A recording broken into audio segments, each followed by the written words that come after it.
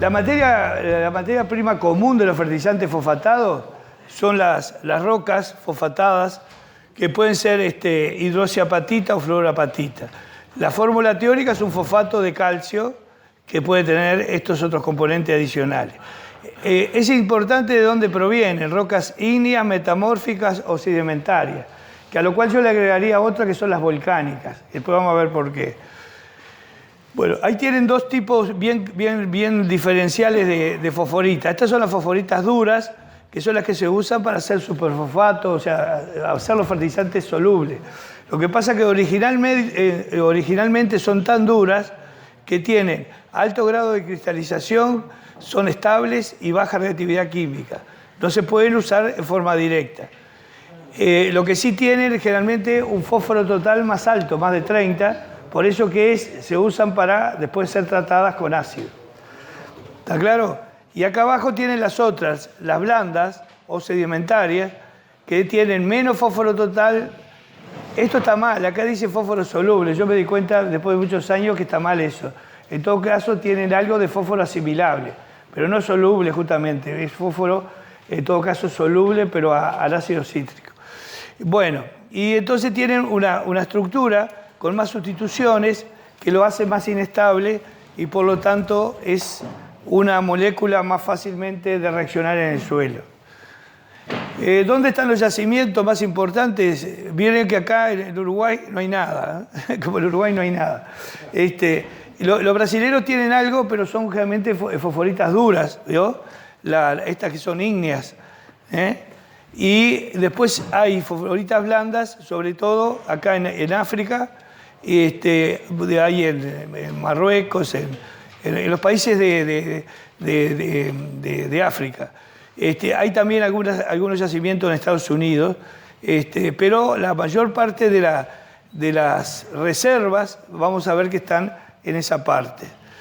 Bien, incluso acá tenemos el guano, que en una época fue, no lo confunda con el guano que se hacía en el frigorífico nacional, los jóvenes, que se hacía con hueso, es decir, llamaban guano también, pero eso no tiene nada que ver. El guano que se dice ahí es unas reservas que hay, por ejemplo, de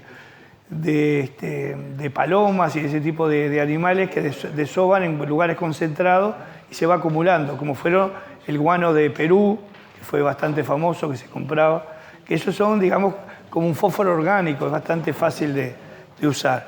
Incluso en un momento en Uruguay venían unas escorias tomas, bien el nombre de escoria, porque eran unos fosfatos básicos que salían de la industria del acero y que se usaron en Uruguay un tiempo, pero eran eran de reacción alcalina y no tenían mucha solubilidad y no era muy alto en fósforo, eran bajos. Bien, pero eso ya es historia, como dice. Bien, ahí tienen las reservas. La mayor parte de la reserva está acá, ¿ves? 75% de los países árabes. Marruecos y Sahara Occidental. Se calcula que, usted se pregunta, ¿cuánto fósforo tenemos de reserva para nuestra vida? Bueno, en general las reservas del mundo están pensadas de 300 a 500 años, que no es tanto, está a la vuelta de la esquina. O sea que esto es como el petróleo, hay que ir buscando alternativas, no es fácil. Bien, después otros países, ustedes ven ahí, por ejemplo, Estados Unidos vio que tienen bastante reserva, pero ellos primero gastan la de los vecinos y después gastan la de ellos. Esa es la política, que con el petróleo y con los fertilizantes es lo mismo. Bien, después tenemos las fosforitas, que son insolubles, sedimentarias, blandas, tienen menos de 30, son 28 generalmente como se vende, y tienen un proceso muy simple. Se extraen de yacimientos, se separa el material inerte, o sea que se enriquecen, se muelen, se tamizan y embolsados. A veces ni embolsados, simplemente se venden a granel. Esas son las fosforitas y que para solubilizarse necesitan acidez. Si no lo ponen en un suelo ácido, ellos quedan ahí esperando. ¿Está claro? El más conocido de ustedes es el del camello, que es el hiperfosfato. ¿Tá? Pero han venido otras marcas, ese era de GAPS. Actualmente viene de, no sé bien, sí, viene el de GAPS. En algún momento vinieron muchos de Togo. Togo es un país que está sobre fósforo también, cercano en África, pero van a ver con algunas características que lo hacen muy especial. Entonces, esas son las fosforitas blandas. Las fosforitas blandas pueden ser tratadas con usos directos, que digamos se aplique directamente y que el suelo se encargue, o se le puede poner una pequeña cantidad de ácido sulfúrico o una cantidad suficiente, y después otra forma es mezclarlo con fuentes solubles.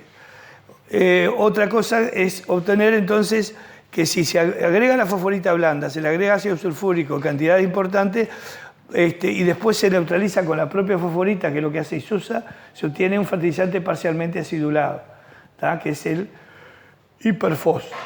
También ellos tienen el superfos, que era antes, que también es un fertilizante parcialmente acidificado. Esos son los fertilizantes de uso directo, digamos, con algunas diferencias. Después, la fosforita dura, esa que hay que tratarla, tiene más del 30%, se trata con ácido superfato común, ya lo conocen cómo se hace. Si se trata con más ácido, se puede llegar a ácido fosfórico y se retira lo que sobra, el producto, y se llega al ácido fosfórico. El ácido fosfórico es también un fertilizante, de uso muy restringido, pero es un fertilizante. E incluso en algunos países se pueden usar algunos otros derivados que no son tan comunes como los que vemos acá. Incluso hacer polifosfatos y otro tipo de productos a partir del ácido que se obtiene. Es la forma más, es como que sería el producto más puro dentro de los fosfatos. Después, a partir de una cantidad mayor de ácido fosfórico se tiene el supertriple, que es un fertilizante que tiene mucho más fósforo. Incluso si se agrega amoníaco, obtenemos fosfato de amonio o monoamónico. ¿Tá? Y después las mezclas en general. Los fertilizantes, acá tenemos, a ver si se visualiza mejor. ¿Cómo se llega a ácido fosfórico? La fosforita, fluoropatita, más una cantidad, fíjese, 10 moléculas de ácido por presencia de agua, se obtiene. Esto es la base del yeso y esto es ácido fosfórico, que esto se filtra, esto es ácido fluorídrico que se va, Por eso que todas las casas que andan cerca del ácido fluorídrico se le comen los vidrios, ¿nunca vieron? El ácido fluorídrico es el protagonista, ahí cerca de Isusa, por ahí. Bueno, pero ¿qué pasa? Este ácido fosfórico se puede usar directamente o se puede usar después para obtener acá el supertriple. Entonces, en ese caso, la fosforita, en vez de tratarla con ácido, se trata con el mismo ácido fosfórico, entonces se solubiliza y además gana fósforo. Por eso que que es el superfosfato triple, tiene 46 de fósforo. En cambio, este superfosfato se obtiene con menos sulfato, ácido sulfúrico, pero que el yeso está mezclado con el superfosfato común. ¿Tá? Es super y yeso todo junto. Y por eso que tiene 22, 23 de fósforo total y tiene 46. Por eso es que se dice que ustedes hasta hace unos años superfosfato del Río Negro para arriba no encontraban. Porque, claro, si transportás 2 bolsas de tenés el equivalente de fósforo de Pero ahí hago el mismo razonamiento que le hacía hoy. Si ustedes tienen en cuenta el azufre, que cuánto es 12, le suman el fósforo, que es 10, más 12 son 22. Y el del supertriple también es 20. O sea, tiene más fósforo, más nutrientes que el otro. Lo que pasa es que el azufre no se considera dentro del grado. Si vos lo tenés, el azufre como un elemento más, no habría tanta diferencia. Por eso que ahora podés encontrar superfosfato. A veces a mí me faltaba por un ensayo del Río Negro para arriba y no conseguía superfosfato. ¿Tá? Y es bueno porque en aplicás azufre, en forma de sulfato de calcio, que no es muy soluble, pero aplicás. Diría que es totalmente insoluble. Es tan insoluble que cuando vos pones en agua esta solución, esto queda lo blanco. Cuando aplicás, venís al tiempo y decís, el fertilizante acá no se incorporó, te sigo los gránulos acá arriba. Y los gránulos son de yeso, el fósforo ya se retiró un poquito, pero se retiró. Bien, el fosfato de amonio, el triple no lo ponemos, el fosfato de amonio, sería el monoamónico, que tiene 11,48. o 50, CO51, y este otro es el fosfato diamónico, que el más conocido es 18, no es un fosfato diamónico puro, es 1846. ¿Está? Acá tienen los porcentajes, todos los porcentajes. Fíjense acá, otros. El hiperfos tiene 4% de azufre. El super común tiene 13 o 12. El super triple tiene solo 1,5, prácticamente no tiene azufre. ¿Está? El fosfato monoamónico tiene 11 de nitrógeno o 18 el diamónico. Fíjense que el ácido fosfórico tiene más, un 80% de P2O5. O sea que es un fertilizante de alta concentración. O sea, se usa para destapar goteros, se usa para una cantidad de cosas, pero también como fertilizante podría ser usado. Bueno, estos fertilizantes, la fosforita blanda, necesita, decíamos, acidez por el suelo, o sea que para aplicarla tenemos que asegurarnos que haya acidez. El límite andaría en pH 5 o 6. Ahí también Morón hizo un trabajo relativo con el calcio. Pero póngale 5 o 6 o 5 o 7 para abajo, sería el límite de uso de la fosforita.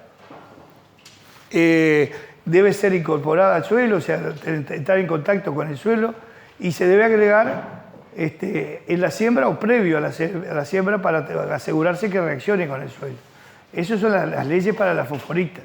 El super fosfato, en cambio, tiene un fósforo soluble que inmediatamente queda disponible. Ahí lo que hay que esquivar es que no sea retenido tan rápidamente, porque si no, el suelo le compite. O sea, hay que agregarlo lo más cerca posible a la siembra para que sea utilizado.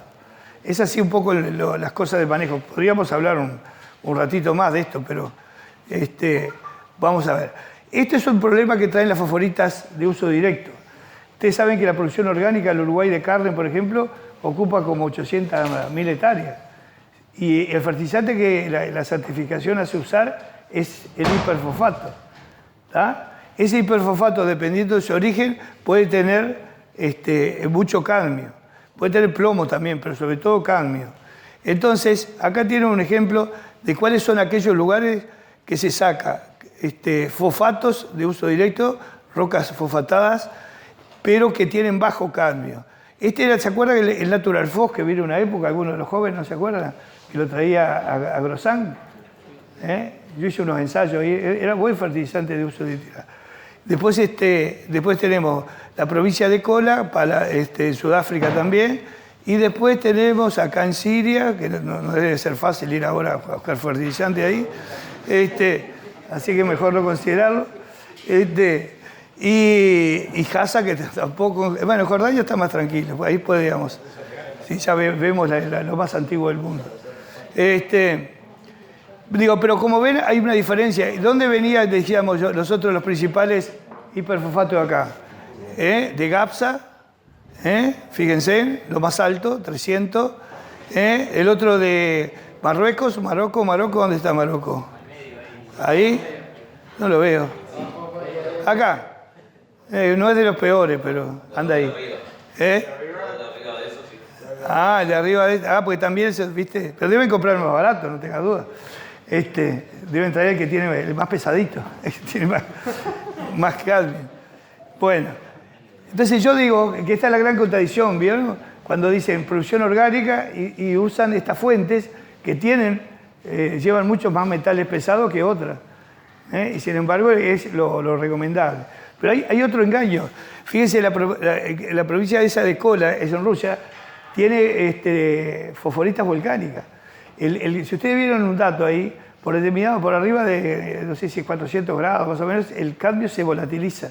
Entonces, esas fosforitas que se forman en la parte volcánica no tienen metales pesados, porque se pierde. Deben haber alrededor de ahí de cosas, pero no hay en la fosforita. Entonces, cuando otro hecho del año 90, cuando cae el muro de Berlín, que entra la parte del este, los países de Europa empiezan a tener la posibilidad de comprar fosforita de Europa y no de los negritos de abajo, ¿viste? Entonces, ¿qué hacen? Sacan un gran decreto que dice, para usar fosforita tiene que tener menos de tanto de cadmio y de plomo. ¿Está claro? porque ellos ya tenían el yacimiento ahí sin cambio.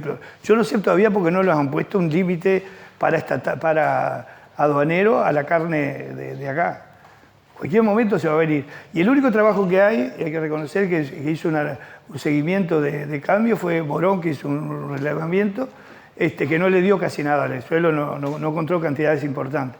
Pero, ojo el gol, que con eso cuando se empieza a multiplicar y es la única fuente, por suerte la mayoría de las producciones esas extensivas usan muy poco fósforo.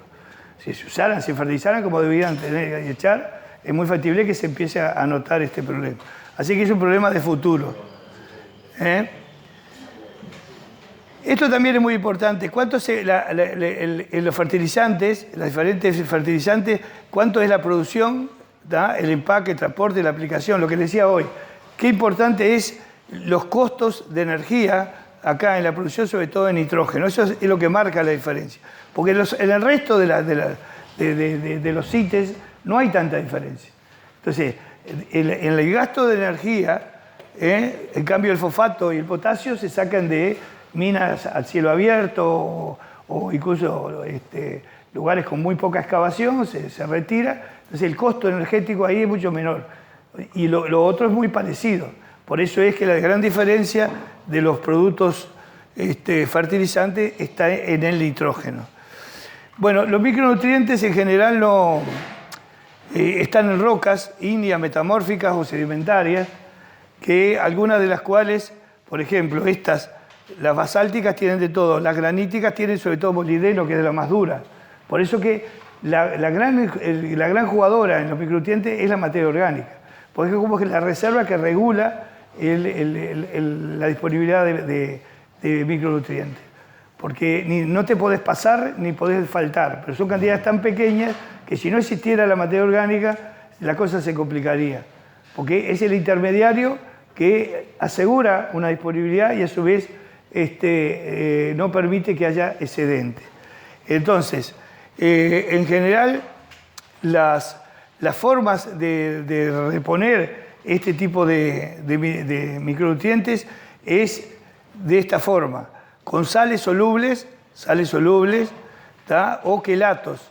El quelato lo que hace es absorbido directamente y después larga el elemento adentro.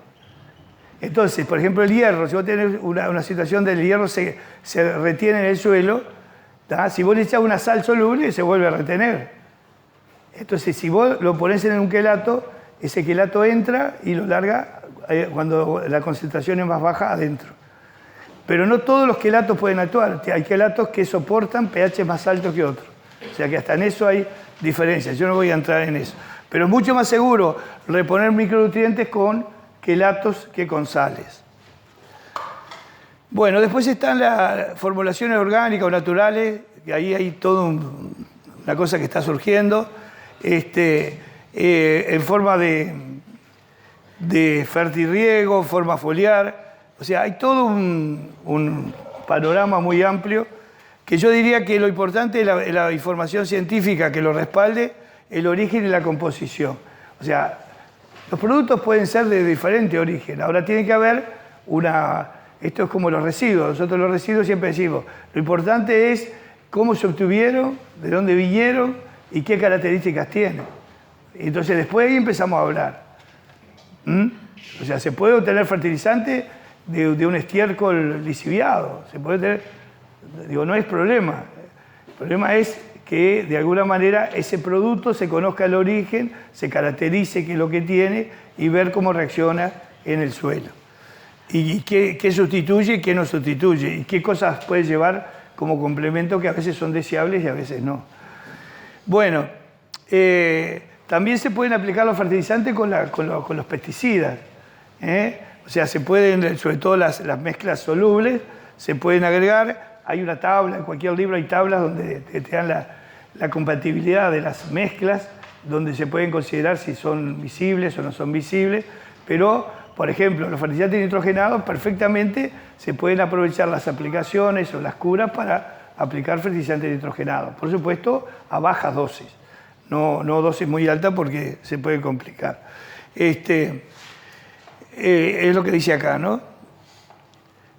Ahí tiene, por ejemplo, qué es el fertirriego, que es otro mecanismo que se está imponiendo, que de alguna manera en el mismo momento del riego se aprovecha para poner los fertilizantes juntos con el agua. Cuando se empezó esto es realmente cómico. La gente agarraba y tiraba el fertilizante y después regaba arriba y decía, estoy haciendo fertirriego. La verdad que difería mucho. No, pero es cierto. Hubieron ensayos de eso, así que no te rías porque... ¿Es cierto lo que estoy diciendo o no, Marcelo? Sí sabe. Y entonces, lo que es importante acá es que ya sea en una solución concentrada, que se enchufe, digamos, la línea de riego, o directamente una solución diluida, pero que vaya con el riego, pero que va el agua junto con el nutriente. ¿Por qué? Porque eso forma toda una zona alrededor de la raíz donde hay un bulbo ahí que está con la concentración de los elementos. Entonces la facilidad con que toma esto, teniendo agua. Y ahí es importante una cosa que a veces nosotros en los cursos no le decimos porque no damos este tema, que la dinámica de los elementos cambia bastante. O sea, por ejemplo, en algunos cultivos que se empezaban con el citrus, por ejemplo, empezaron a aparecer que se acidificaba la zona del bulbo. ¿tá? Entonces, era porque ahí se producía el pasaje de amonio a nitrato y que había una acumulación y había esto, y se producía una acidificación. Pero después se empezó a hacer bien el fertirriego y no apareció. O sea, evidentemente ahí había un problema de manejo que estaba provocando que en una zona se concentraba el fertilizante. Entonces, el fertirriego trajo como un mundo nuevo que de alguna manera hay que considerar cosas diferentes. Lo mismo que el movimiento del fósforo. Nosotros decíamos, no, el fósforo, el potasio está quieto ahí, pero el fósforo y el potasio en una solución saturada puede moverse mucho más que en un suelo normal. ¿Está claro? Entonces ahí sí podés encontrar fósforo en el sistema mismo radicular más abajo que en otros tipos de aplicaciones. O sea que cambia la dinámica incluso de algunos nutrientes. Bien. Las características del fertilizante para este tipo de aplicación es lógico que sea totalmente soluble, alta pureza, contiene nutrientes de solución, compatible entre sí, que eso no es nada raro, porque, por ejemplo, los fertilizantes fosfatados que siempre van con calcio, esos fertilizantes no conviene meterlos en la línea de riego, del fertirriego. Siempre es mejor o aplicarlos antes de aplicar el fertirriego o hacer una línea aparte para el fosfato. Incluso la taponeada de la mayoría de los caños es por el fosfato.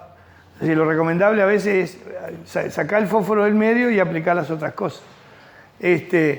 Otra cosa es compatible con los iones del agua. El agua es muy importante, la calidad de agua no hemos hablado, pero tanto sea para los herbicidas como para este tipo de fertilizante, la calidad del agua es importantísima, porque si tiene mucho bicarbonato, hay muchos elementos que se satura la mezcla y precipitan.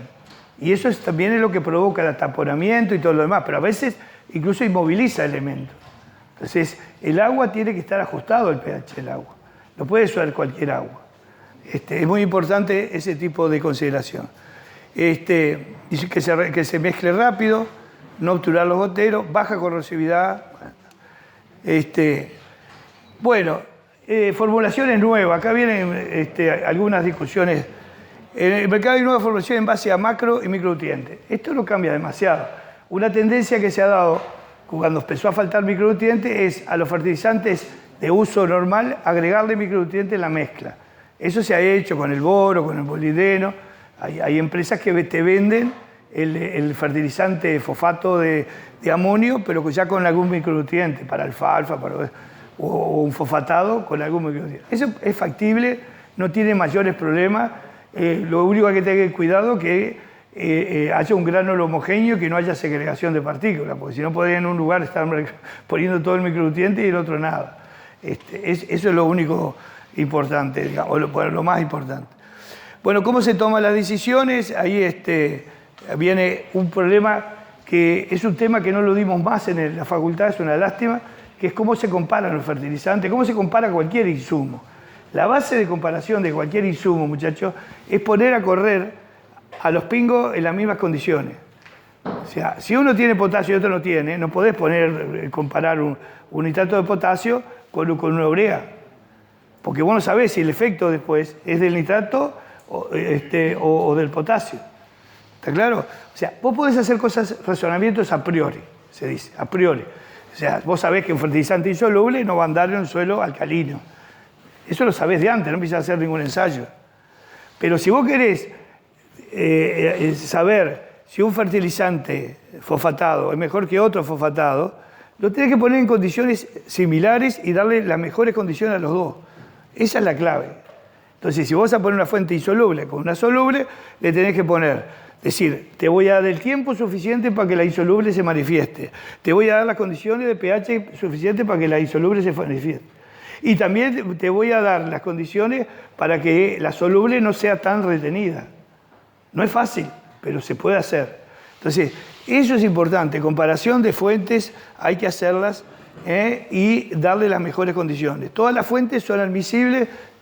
Esa no es la decisión final, porque una vez que vos sabés cuantificadamente cuánto una mejor que otra, o sea, están los viejos trabajos donde se decía, para lograr 100, precisás 120 de esta otra.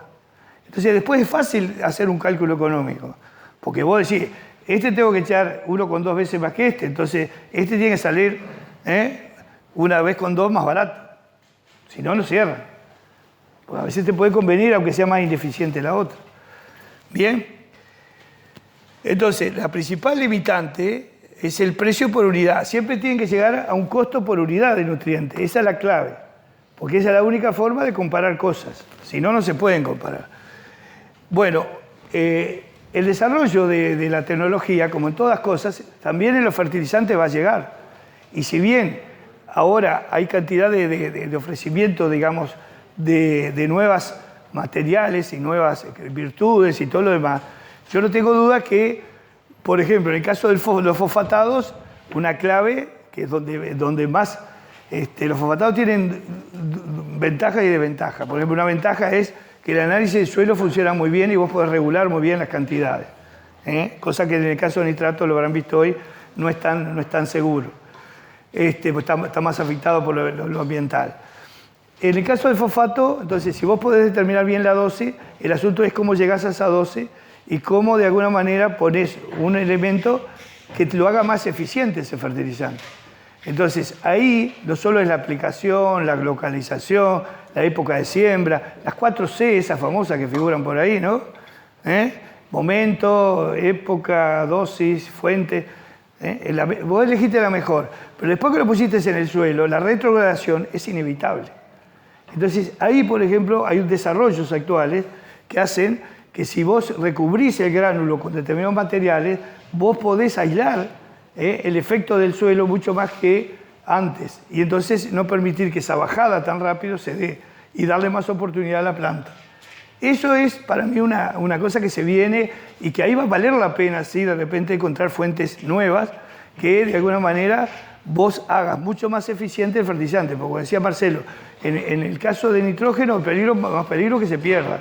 En el caso de potasio no hay tanto lío porque vuelve. Pero en el caso del fósforo, la vuelta es mucho más ineficiente. Entonces, si nosotros lográramos hacer una barrera física y que no dejara que se retrogradara tanto, sería realmente ideal. Y eso yo confío en la nanotecnología, que es realmente una técnica que se está desarrollando. Ustedes saben lo que es la nanotecnología y todo eso, ¿no? Es la química del carbono que de alguna manera desarrolla nuevos productos por combinaciones de diferentes...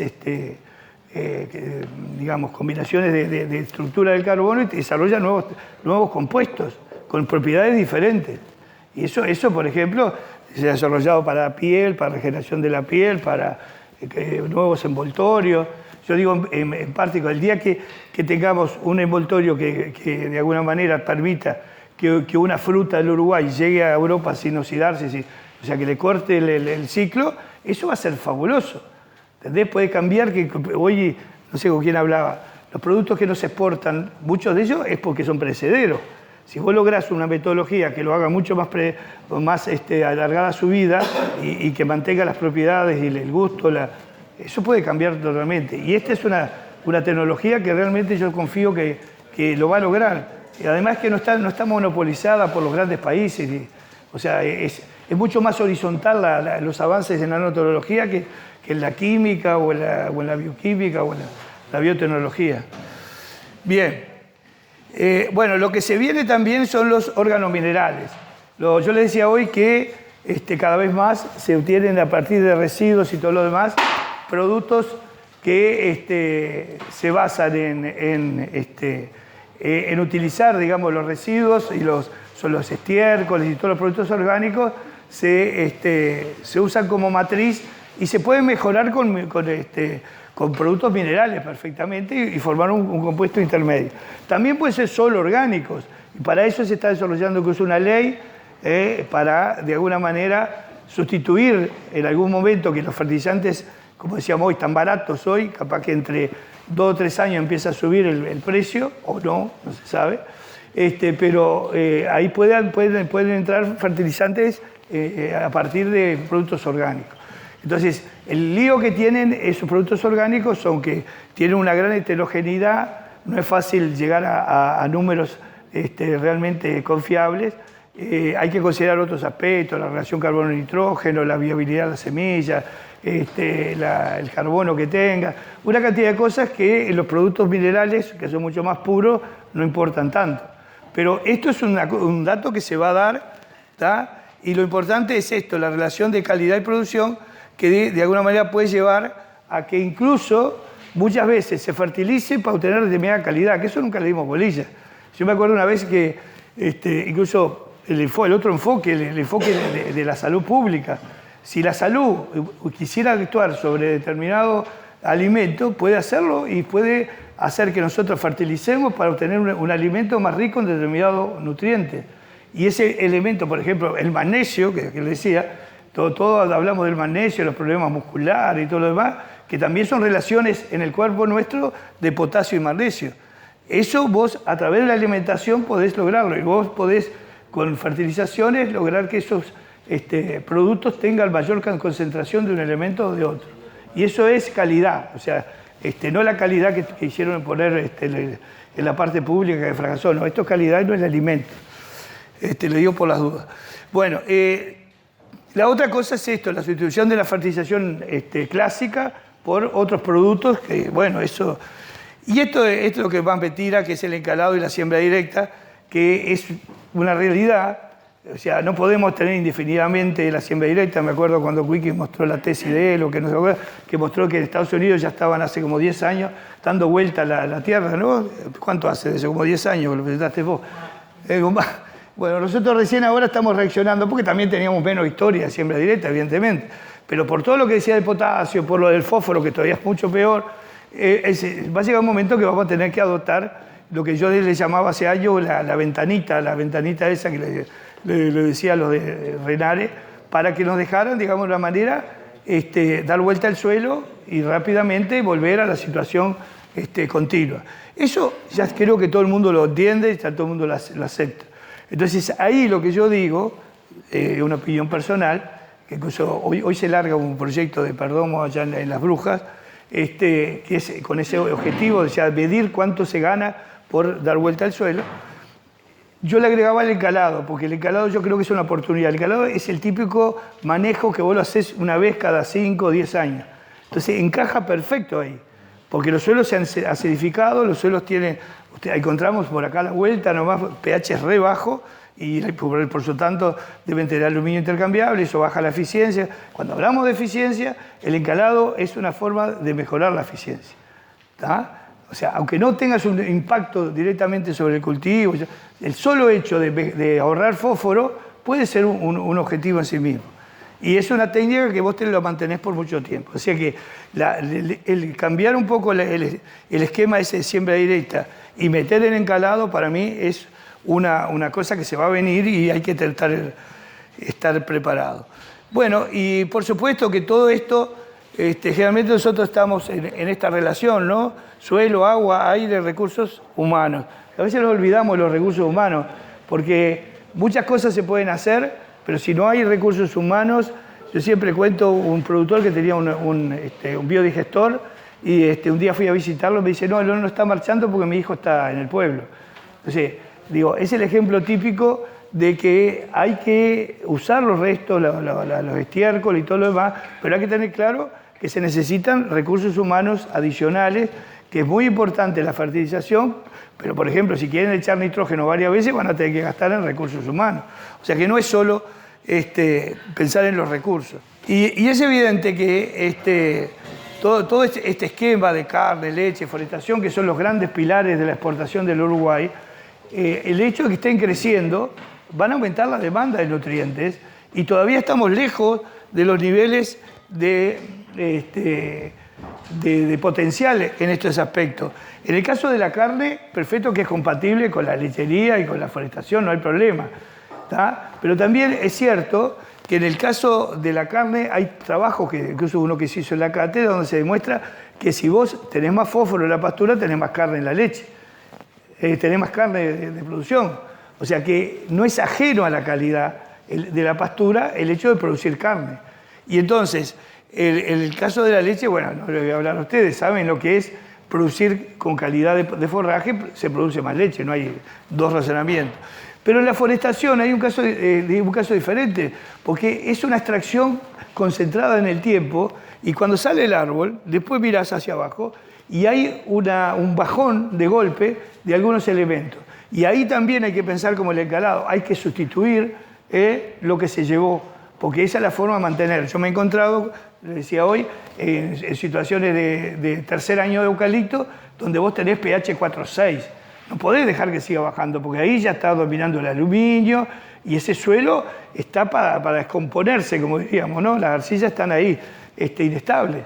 Entonces, para mantener el suelo como suelo y no como una arena volada, tenés que, de alguna manera, agregar nutrientes. O sea, en ese caso no es encalar, es resaturar el suelo.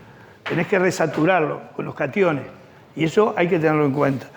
Y bueno, y la otra cosa que me tomó el atrevimiento de decirles que no sé si no hay que pensar en la lechería. Hoy yo les pregunto, le hago una pregunta a usted que está en lechería. ¿Cuánto se exporta de la lechería? 70%, ¿no? 75%. Pero la exportación de la lechería, ¿importa que la ordeñaste hoy o la ordeñaste ayer o hace 3 meses? ¿Por qué no vemos en esas áreas que a veces tienen limitantes, como la área del norte o algunos suelos medios pobres o superficiales, de hacer lechería estacional? No sé por qué a nadie se le ocurre este tipo de producción, además es mucho más digna para los recursos humanos, para la gente. Yo siempre leía ese libro, el famoso libro de Manmica, se los recomiendo, que si vamos a hablar de gente joven, donde decía el tipo, decía, yo ordeño 10, bueno, acá vos lo leíste ya. Entonces decía, yo trabajo 10 meses y los otros 2 que ahí me voy a pescar, decía el tipo, ¿no? Genial. Era sentirse un ser humano, no un tambero, que el tambero, como yo digo, se nace y no se hace. Pero eso es una posibilidad que nadie le da bolilla, porque vos, con una producción de esa, concentrás más. El caso más típico son los suelos de basalto que producen en invierno y el resto estás colgado del pincel. Si vos lograras que los 8 o 10 meses que tiene pastura producir ahí, ya tendrías tampo, ¿qué problema? Pero con una mentalidad diferente desde el punto de vista de la productividad.